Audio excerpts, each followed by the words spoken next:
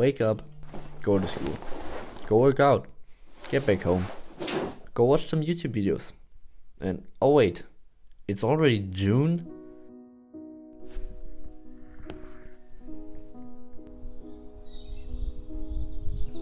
Sadly, I'm not aware of my valuable time passing by.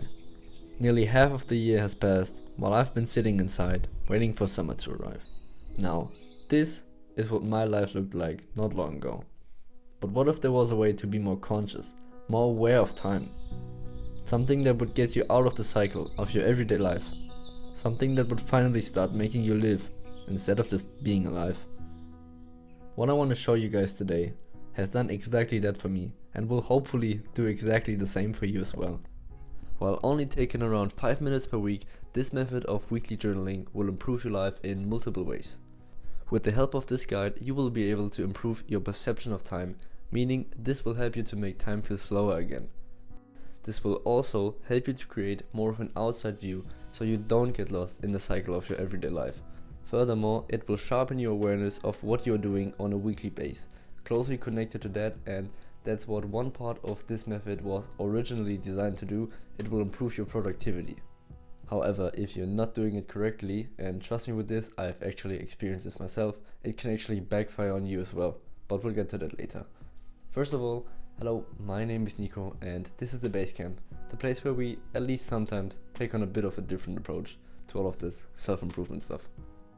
Okay, so since we want to keep all of this really clean and simple, we're going to create a table or chart or spreadsheet or grid or whatever you want to call this.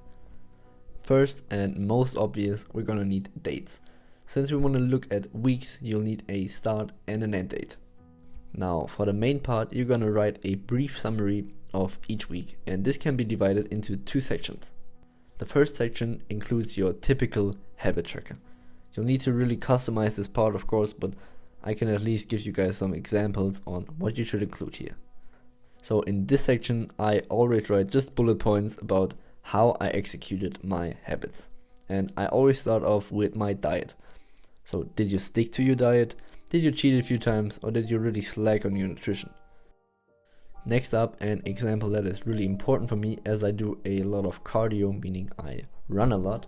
I question myself, did I run according to my plan? Did I skip a run? And did my runs feel good? And now you're gonna do that for all of your important habits, like going to the gym, maybe meditating, reading, whatever you want to do. But make sure to also include personal records and new achievements. Now, an example for this could look somewhat like this.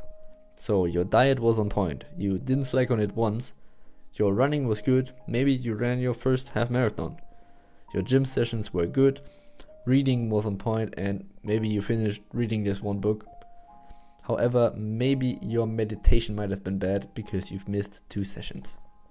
Now, the second section is a summary of everything else, meaning your life summary. And I know this might sound a bit cringe at first, but really trust me with this, guys.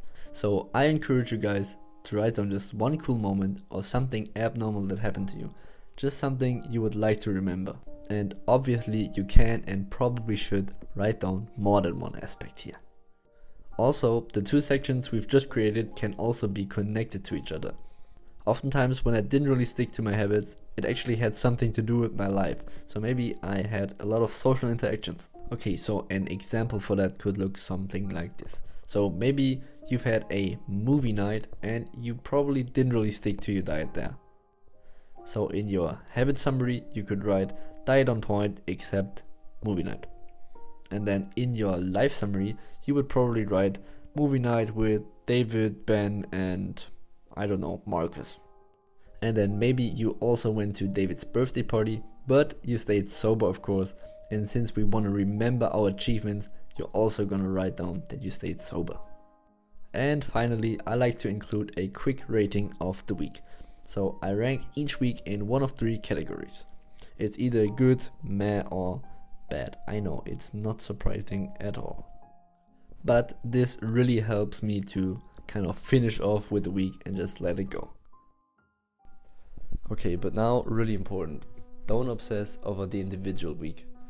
This method is really effective in showing you how ineffective you are with your progress. So I actually recommend only rereading your summaries and rankings like once a month, just so you don't obsess over that 1 week where everything went wrong. And now finally I want to express a bit of gratitude.